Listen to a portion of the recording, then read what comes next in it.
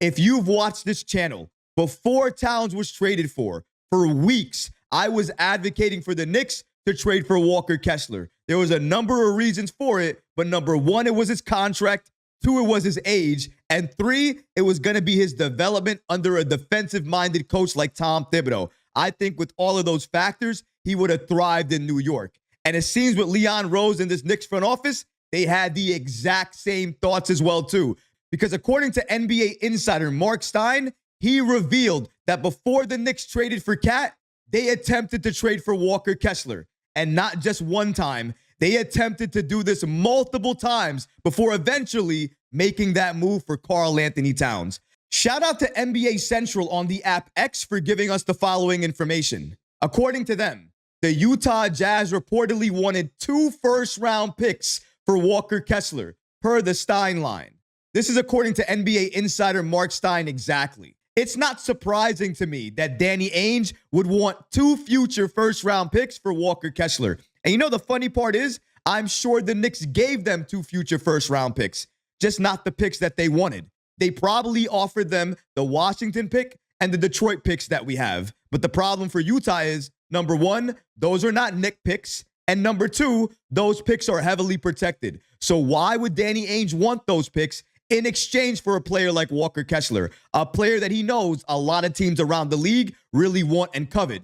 And maybe he could get a better offer for Kessler if he waits and Kessler does a really good job during the regular season. And going back to this report, I wanted to mention that Mark Stein stated that Utah wanted at least 2 future first-round picks for Kessler.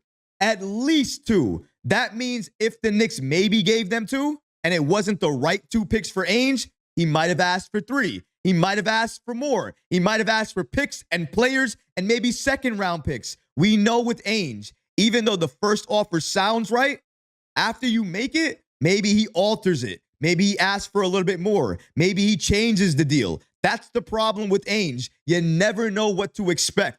And that's why Leon Rose, at the end of the day, said, I'm not going to deal with him. I'm going to go another direction, and I'm going to go in a direction that lands me a player that I know wants to be in New York, is at a fair price, and if I get him, I can keep him for a couple of years, and hopefully, with the core that I have, make a run for a championship. You cannot blame Leon Rose for looking in the other direction here. You can't deal with Ainge. He never wants to make a fair deal. If he's making a deal with you, he wants to fleece your team. He wants to get everything and anything possible in order for him to give up a player that he knows that you want. And that's why a lot of people, a lot of teams don't do business with him. Leon did his best.